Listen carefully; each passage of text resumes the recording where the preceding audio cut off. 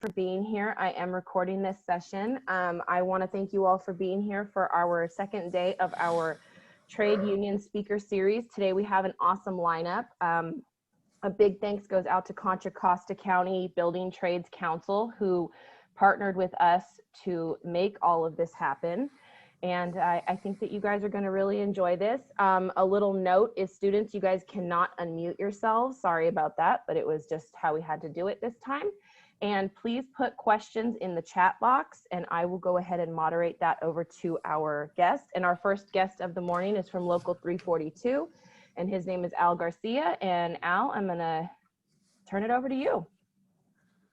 Good morning. Thank you very much for having me attend this morning. This is awesome. Again, my name is Al Garcia, and I'm the training director for UA Local 342 JTC, which is an apprenticeship program, which is trade school where you earn while you learn. And you know, here at the training center over here in Concord, California, just an overview. We have 600 students that normally would attend classes 2 nights a week. We are doing some virtual, but we still do a lot of in-person training here. And so each of those 600 apprentices would come down to class 2 nights a week. And the trades that we cover, in other words, the type of work we train plumbers, we train steam fitter pipe fitters, we train welding on piping systems, and we train HVAC refrigeration service. And we're going to talk a little bit more about those specific career paths in a minute. I'm going to start off by playing a quick video. It's actually not a quick video, it's an 8-minute video, just to get you guys thinking about things that are out there in the world that you may not have thought about before. So let me get this thing started.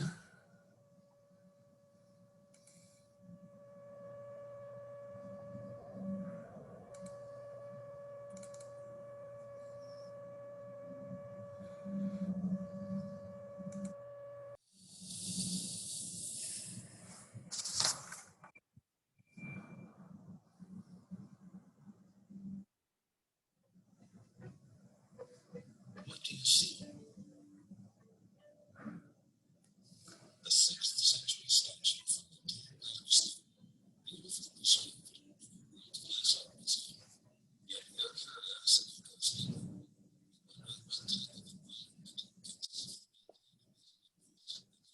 Hey, Al, did you click that button? Because we're having a hard time hearing it.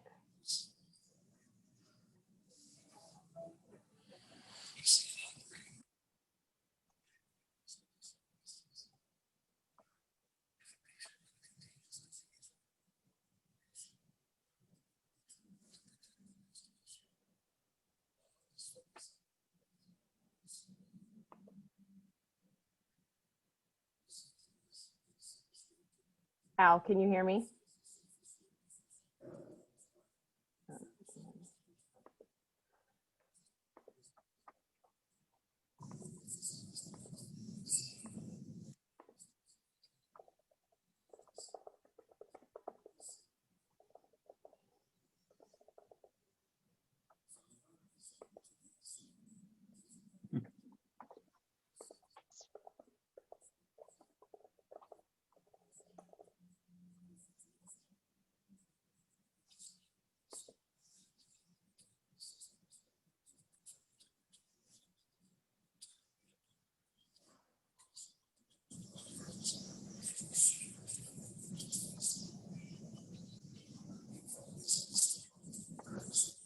Hey, Al, can you hear me? There's no audio. We can't hear it.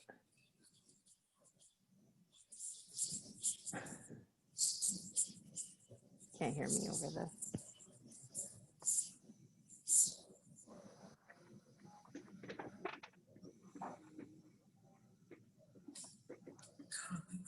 But it looks interesting.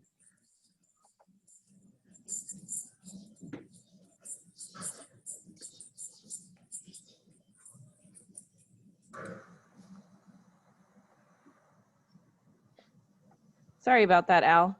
That's all right. It's my bad. That's okay. It's all good. Just figure this out real quick. That's okay.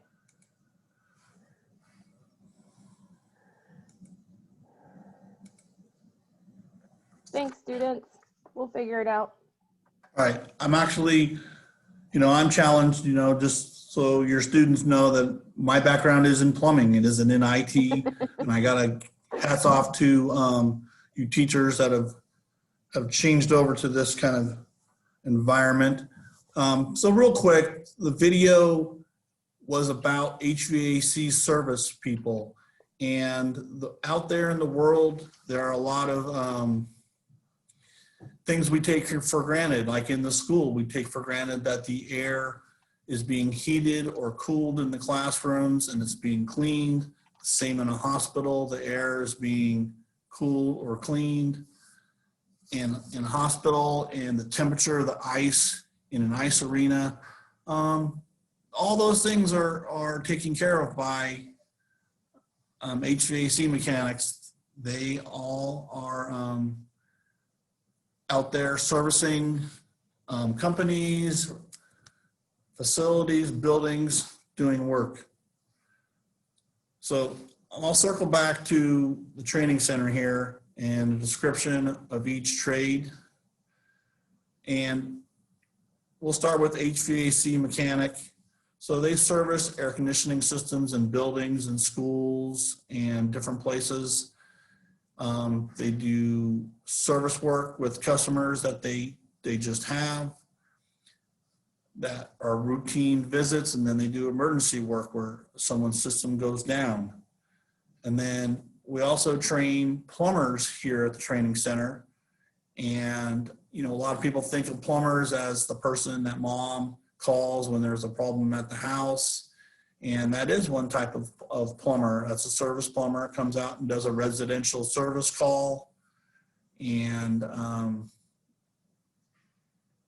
takes care of the issue at the house. But there are other types of plumbers that work on large construction jobs, putting piping in large buildings and, repairing large systems and doing larger projects rather than home service repair.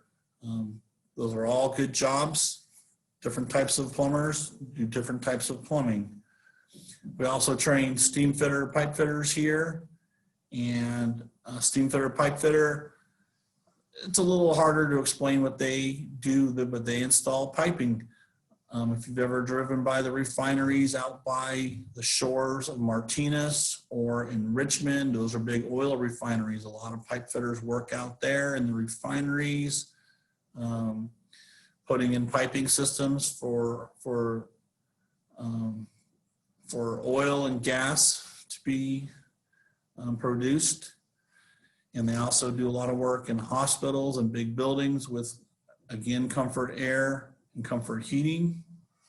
So steam fitter, pipe fitter, and then we also train welders here. And welders, they weld the piping systems together, and that's just kind of a specialty trade. And we train those people here. Can you hear me, Aaron? Yep, we got you loud and clear.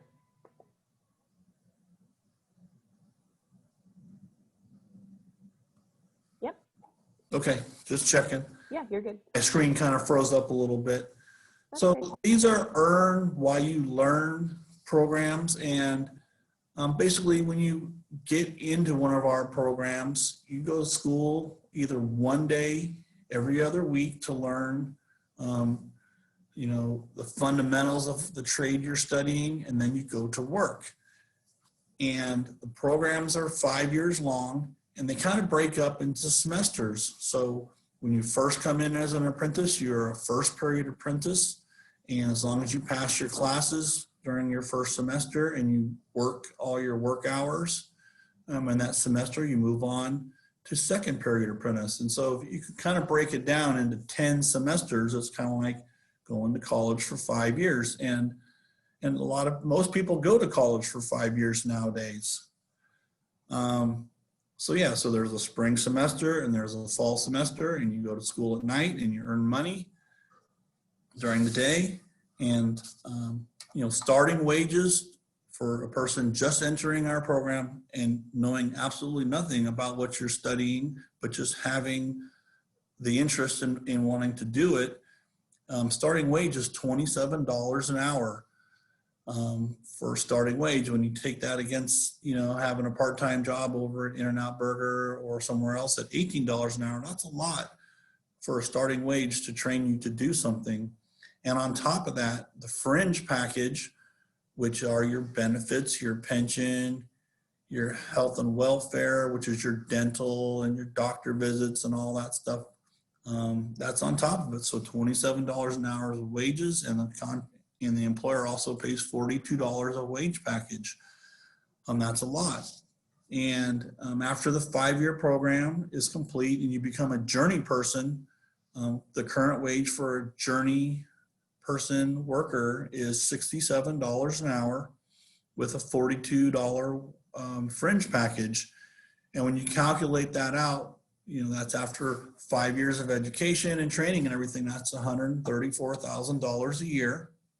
And that's a pretty good wage. And on top of that, there's no debt because your school was paid for by the members of this local union. And so you don't have any student debt. There's no student debt at the end of it. You're free to just work and save your money and do what you want with it.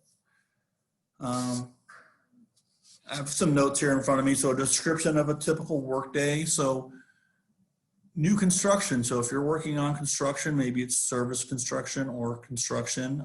A job site usually starts at 7 o'clock in the morning. Sometimes they start earlier. So you start at 7 o'clock in the morning at your designated construction site. You generally get a break around 10 o'clock in the morning. Lunch is at noon, and then you get off at 3:30.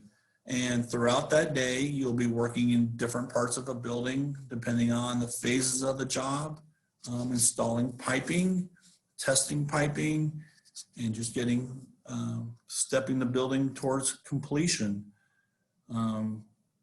I used to love when I worked out in the construction in the industry itself, the fact that I would be home by 4 o'clock in the afternoon every day. And some jobs we were able to start early at 6 o'clock, and that means I could be home at 3 o'clock every day. It was really nice to be home early. The construction industry kind of runs that way.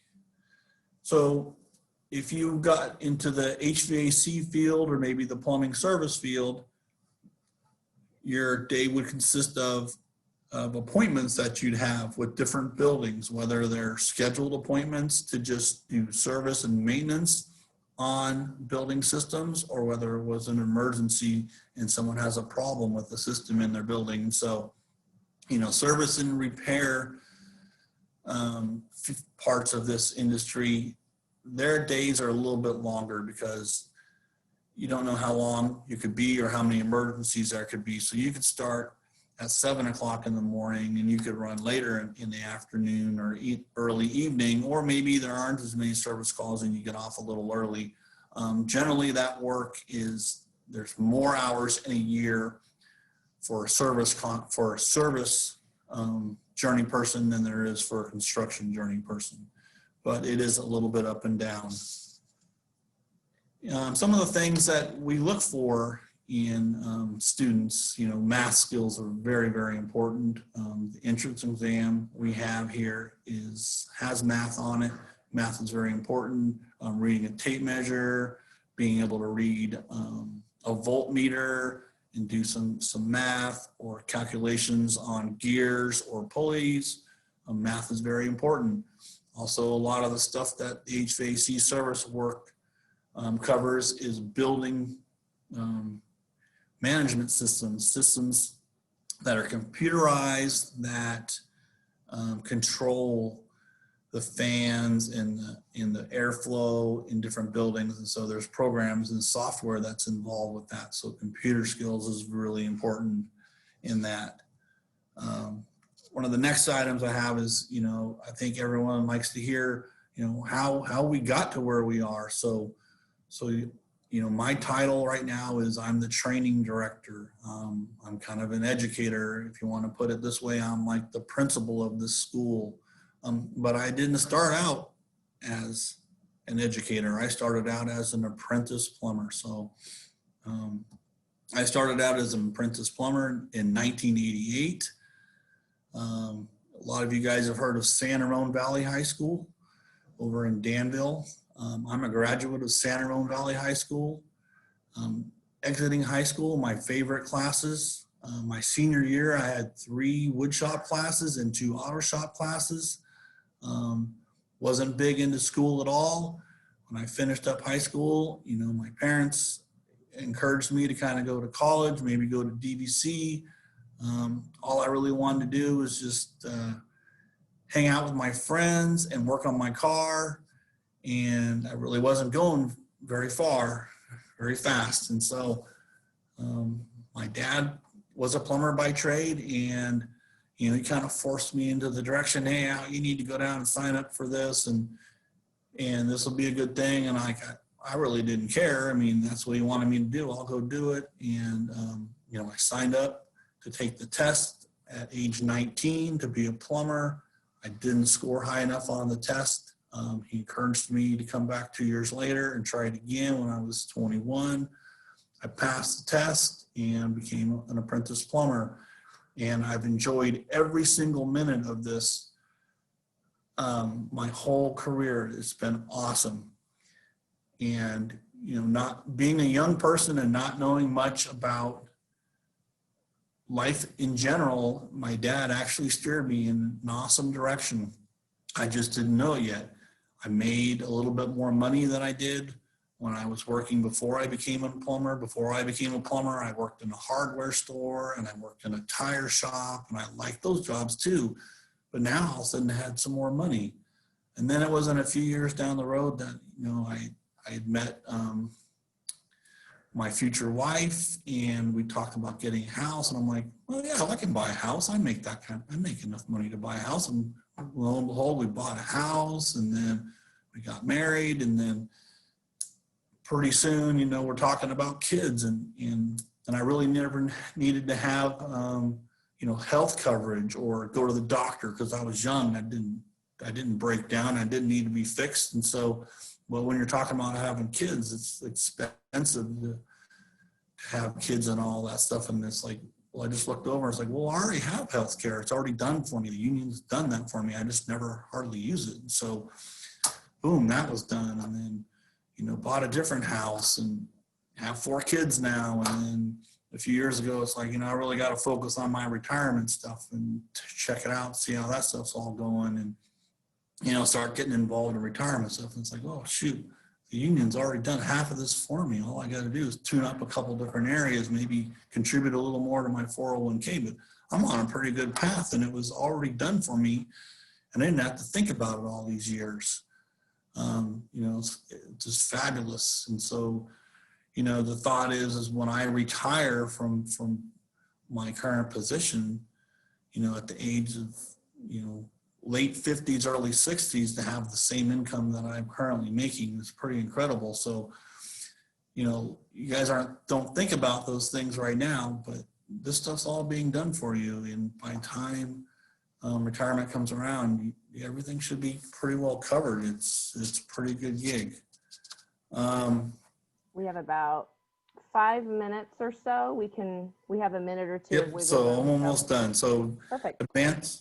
Advancement opportunities. So, like I just shared my story, I started out as an apprentice plumber, and now I'm the training director of the apprenticeship program. There's lots of different ways to advance in this industry. I mean, you just never know where you're going to get. Even your teachers could tell you the same story. They never thought where they would get, and they'll never know where they're going to get by the end of their careers. But there's supervision opportunities. You could be a foreman, and if you're a foreman, it pays 12% more than a journeyman. Or you could be a general foreman and pays 22% more than a journeyman, or a senior general foreman. Or you could get off into the detailing part of the industry, which is the design work prior to the installation of piping. project management. You can become an estimator. You can get into construction education, kind of like I did. It's just, you never know where you could get. You can become a union official. There's room for advancement here. So that's pretty much all I have, Erin. I love it. I think that's awesome. There's two questions I wanted to ask. Number one, what is something that the students can kind of work on right now that's a good skill to bring in, you know, as not knowing anything, but you said math, but is there another skill that they can work on right now, especially the students? Yeah, so math and computer, and you know, what's really important is there's students out there that have they like to do hands-on stuff, whether they're building drones or whether they're taking their computer apart or whether they're taking their mom's vacuum cleaner apart or fixing something. Kids that like to take things apart, they make a really good fit for jobs like this. Awesome. How about, what is the ratio of men to women? Or, you know, is there a lot of women in this industry in 342? Do you know the ratio of men to women? Yeah, so, you know, we have about 623 apprentices right now. And of those 623 apprentices, there are about 16 ladies in our program. Wow. So there are not a lot of ladies, but we do encourage and we do go out looking for ladies to get involved in the program. It's very important. Awesome. I know that there is a program over at DVC called the Pre-Apprenticeship Program, and I know that 342 specifically works with DVC with their training and stuff. Would that be a good program? Do you suggest students take that program? I think I lost you, Erin, but I think I get the gist of the question. So yeah, so Diablo Valley College does have a pre-apprenticeship program, and we work very closely with DVC in that program. We actually, if you get involved in their pre-apprenticeship program and you take their OSHA class, it'll actually be one of our 342 instructors teaching that class. So we are involved with DVC's pre-apprenticeship program, and we help make improvements to that program, and we have a direct connection with them. Awesome. And then I just had another question about when is the testing and how do you sign up to take the test? Obviously, the students have to graduate so first. Generally, the application process is done the first week in February. Due to COVID, we're kind of a little, we're discombobulated right now. So we did applications last year in February, but we never got to the testing part because the testing part was in March. So we're reaching out to all the applicants from last year, and we're going to be testing them this March. And so our current application process is going to be late summer, early fall. And we don't have a date just yet. So the way the process works is you come down during our application period, you fill out an application, you let us know what you're interested in doing, and then we'll reach back out to you with a test time and a test date, and that's generally on a Saturday. And actually DVC comes down and they administer our test for us. That way it's a third-party test, and it's a math test and mechanical reasoning. It's about an hour and 15 minutes long.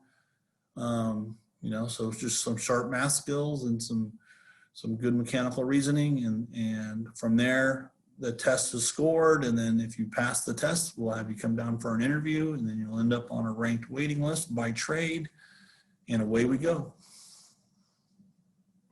Awesome. And then let's see what's in the chat box here.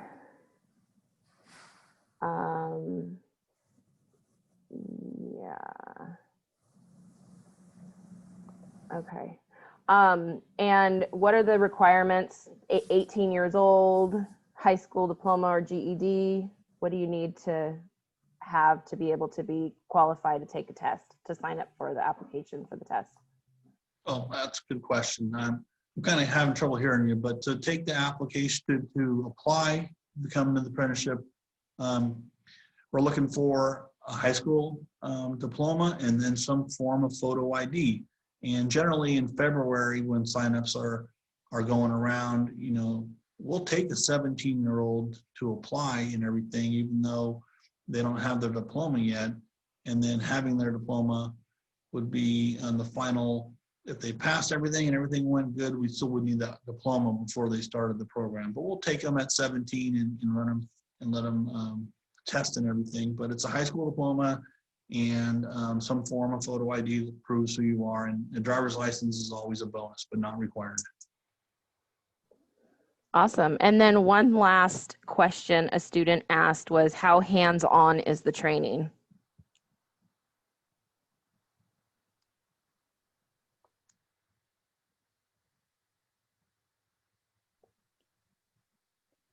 Can you guys hear me? You can't hear me? I didn't hear you, no. Oh, okay. Can you hear me now? I hear you now. Okay. One of the students asked is, how hands-on is the training? Yeah, I think for some, I don't know, for some reason I may have a bad connection on this end.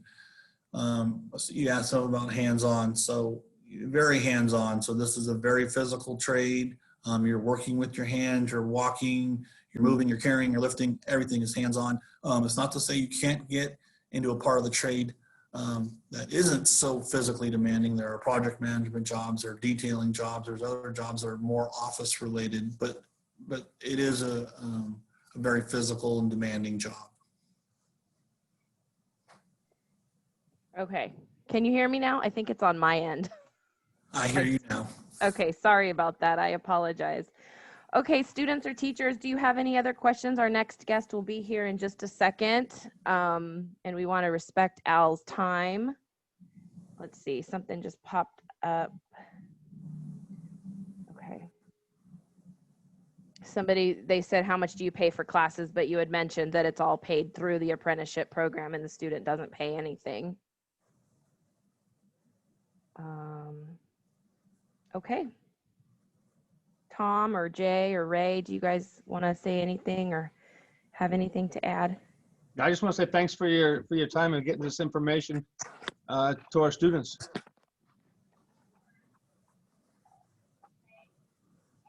Yes, I second that too, Mr. Garcia. Thank you. Somebody said, how many times can you take the test?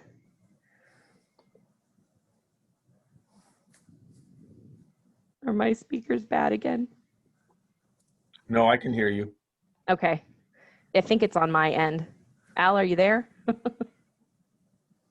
I can hear you, Aaron. Okay. Maybe he's frozen. All right. Well, such is 2021 and technology. I do think the answer to that question was Mr. Garcia. He took it a couple of times. And yeah, I believe you can take it. I believe you can continue to take it until you pass anytime that it. they offer it, you get a chance to do better. I believe so. Yes, that's true. I believe so. You guys are chopping in and out, but yes, that's true. Come back down and take it again. Awesome.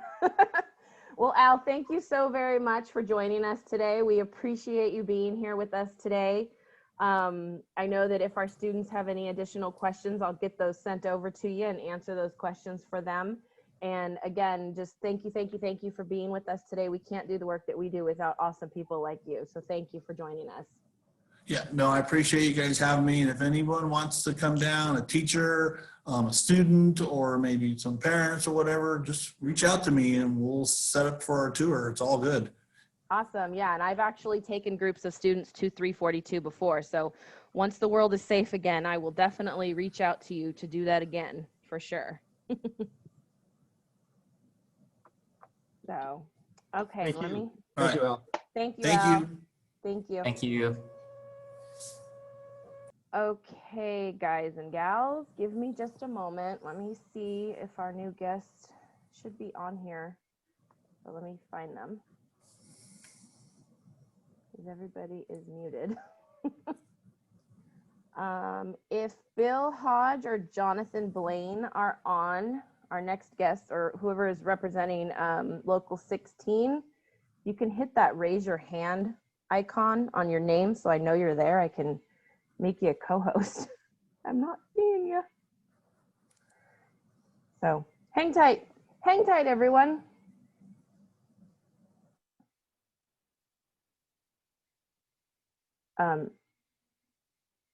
Tom or Jay, one of the teachers, you guys can hear me still, right? Yes. Okay. It was my speakers on my end at one point because I unplugged my. And I never not heard you. You were clear all the way through. Oh, okay. Yeah. Okay. All right. Let me see here. I don't know where our next guests are. So hang tight. We'll keep looking for them. To the student who asked, what are the benefits of belonging to UA Local 342? I just know firsthand because my family is actually in 342, so I can tell you that it's a career. It's not just a job. It's retirement. It's job security. The benefits are just incredible. And when I talk benefits, I mean everything from the medical insurance to the retirement to dental insurance to, you know, the perks and just your wages, and you're paid more as a starting apprentice knowing nothing than you are at really any place I've seen. And the cool thing about it is they don't expect you to know anything when you come in. You literally can know nothing but math, and they train you and teach you everything, and it doesn't cost you a penny.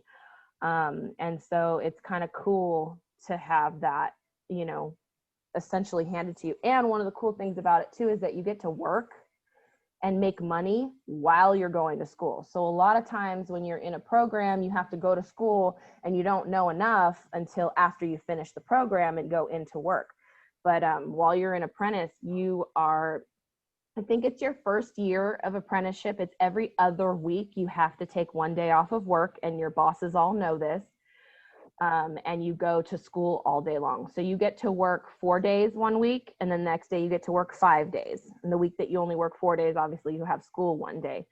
After your first or second period, then you start taking night classes and you're working full time, Monday through Friday. Anything over 8 hours or 40 hours a week is overtime. I mean, the pay is just phenomenal, just phenomenal. So it's really something to think about, you know, in the trades and learning and always working with your hands and, you know, working in different locations. And for some of you who were on with our guests yesterday, you get to drive by buildings and say, hey, I built that. I worked on that building. I installed the plumbing, or I did the welding there, or, you know, the fitting and stuff. So it's pretty cool. I am not seeing our other guests. Hold on a second. Hold on. Okay, hold on a second. They just emailed me. Hold on. Sorry. Speak amongst yourselves. I'll be right there. I'll be right back.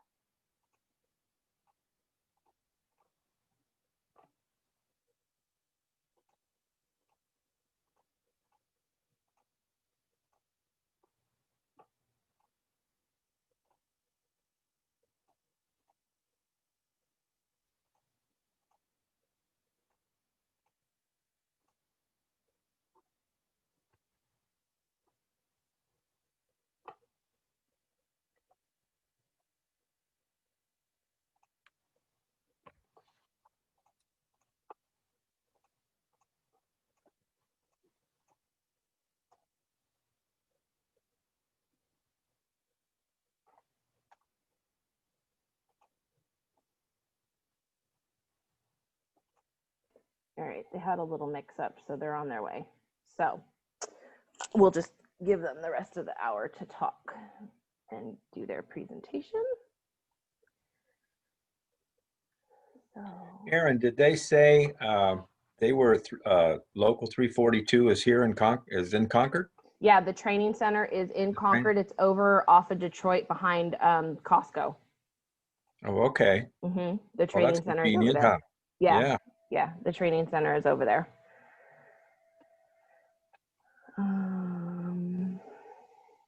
Okay. They should be here any second. Sorry, guys and gals.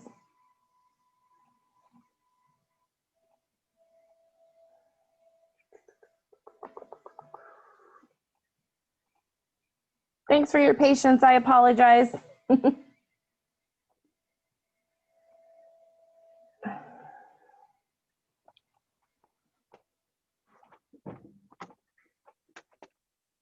Aaron, all of my students are used to me saying, hold on a second. Hold on a second. That and talk quietly amongst yourselves. Yeah, you guys can take a quick break if you want to, but leave your speakers on because as soon as he pops on, I'm gonna start.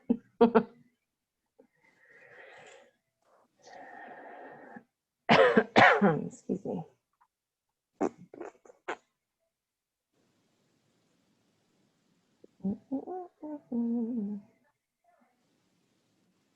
See, and if one of you want to do the HVAC over with 342, my heater stopped working. So I had to call an HVAC person. So it's good to know this stuff. Student. But where is our guest? Right in the middle of winter. Yeah, That's always. when heaters always go out. Yeah, and the AC always goes out in the summertime, always. Yep. Always. Our next guest is actually heat and frost insulators, so they do a lot of that work.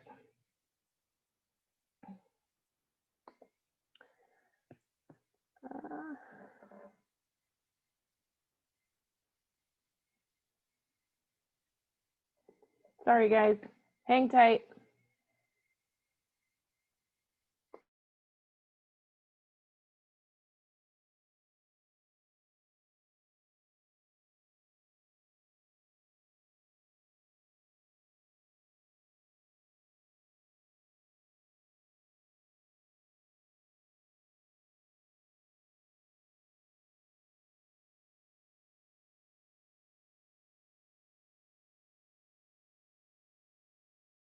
Alrighty then. I'm gonna stop recording for a second.